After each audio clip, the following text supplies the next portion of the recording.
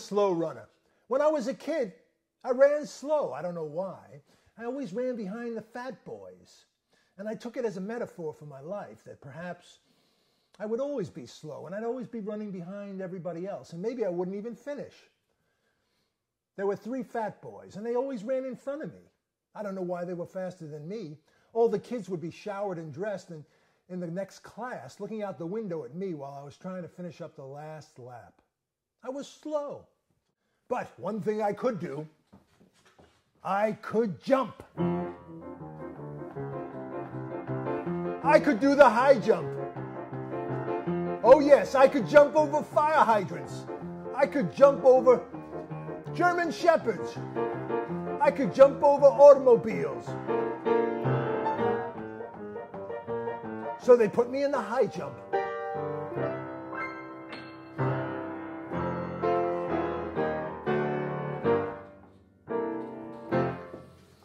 (1967), spring, the time for our annual track meet with our dreaded rivals, the Winthrop Avenue School, arrived. Yes, these were tough kids. These were really tough kids, man. These were people who understood pain. They were preparing themselves for a life of pain.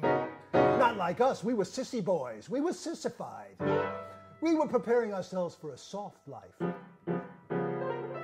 These kids knew misery and pain. They would surely beat us.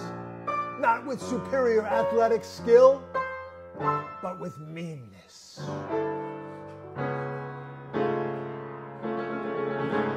We heard a rumor.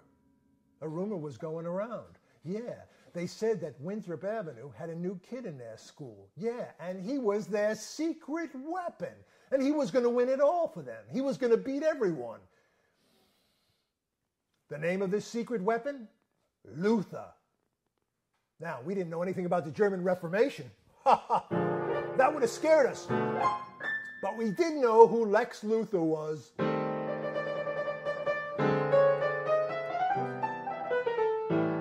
We heard another rumor. This kid, Luther, their secret weapon, he had come to our country by jumping over the Berlin Wall. This kid had jumped over the Berlin Wall. I was going to compete in the high jump against a kid who jumped over the Berlin Wall. We were scared. Oh, we were scared. Oh, man. We heard new rumors constantly circulating. We heard Luther had a steel plate in his head, taken from the fender of a Volkswagen. We heard that he hid in sewers and ate rats, escaping from the Nazis. It was 1967. You know, our history was a little off. We heard he had a 10-year-old daughter, a 12-year-old boy with a 10-year-old daughter. Well, our biology was a little bit off. The fear of the unknown. He was from Germany, a country famous for their superiority complex. Who knew how super and complex this kid could be?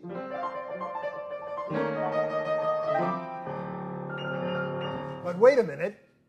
We had a secret weapon too. Yeah, we did, as a matter of fact. Come to think of it, our secret weapon was Lance. Lance, a Jewish kid named Lance. When his parents went to name him, instead of looking in the Old Testament, they looked at King Arthur and the Knights of the Round Table. They were confused. But Lance was beautiful. Oh, yes. He was our hero. He was going to win it all for us. He was a super athlete. He was magnificent. It was going to be Lance, representing good and light and niceness.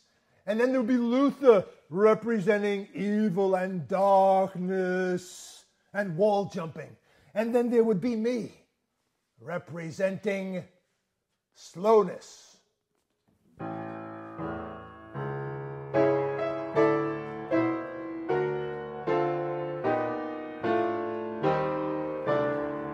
The day of the track meet arrived. We finally get to see their secret weapon. He's everything they said, and more. He's got vampire eyes. He's got a rock jaw. His skin was blindingly white. You couldn't even look at him. How was I going to compete against a kid who jumped from one country to another? I couldn't.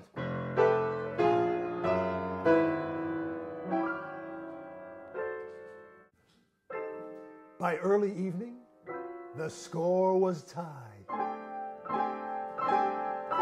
The last event would decide the entire meet. The last event, the high jump. People gathered around the pit. Everyone was there. Lance, Luther, and me. Will I be slow? Will I finish? How much of a fool of myself will I make? Lance does his first jump. Luther does his first jump. I do my jump. I make it. I'm hanging in with the superstars. Lance jumps. Luther jumps. I jump. I make it, but barely. And I look like a sack of onions when I land. Lance. Luther. Me. I'm approaching the bar with an ostrich-like lope. I look like a runaway rickshaw. I'm going too fast. I'm overcompensating. With the total force of my whole body, I stick my head straight into the bar. I've done this with so much conviction that the crowd is confused. They think I've invented a new sporting event, the bar butt. But no, then they realize that's wrong. No, that's not right. And they look away, ashamed. And I am forgotten. Lance and Luther resume. Lance soars over the bar. Luther rockets over the bar. Lance, gravity does not apply to him. Luther orbits the bar like a satellite. Lance backstrokes over the bar. Luther is jumping in the fourth dimension. On and on, round after round, breaking records. 17th round. Lance, up, up, up, up, up. His back foot, his left foot hits the bar. It wobbles. It stays. Luther, up, up, up, up, up, up, up, up. His back foot hits the bar. It wobbles. It stays. Lance, up, up, up, clears the bar by 6 feet. Luther, up, up, up, up. His foot hits the bar. It wobbles. It wobbles. It wobbles some more. And then it falls. Hits the ground with a boing. There's silence. And then the loudest sound I've ever heard. A scream, a shout. They lift Lance up on their shoulders. And they parade him around the field, chanting his name like a holy word. Luther and I, we're left alone in the pit. And even though he was a secret weapon, he was still a 12-year-old boy. And he started to cry. And then I started to cry. And then I tried to cheer him up and I said, hey, Luther, man, you know, who cares about a track meet? You jumped over that wall. He kept crying. And then he told me he'd never been to Berlin. His family had moved to our town from Milwaukee. They'd taken the train, and no one had tried to stop them.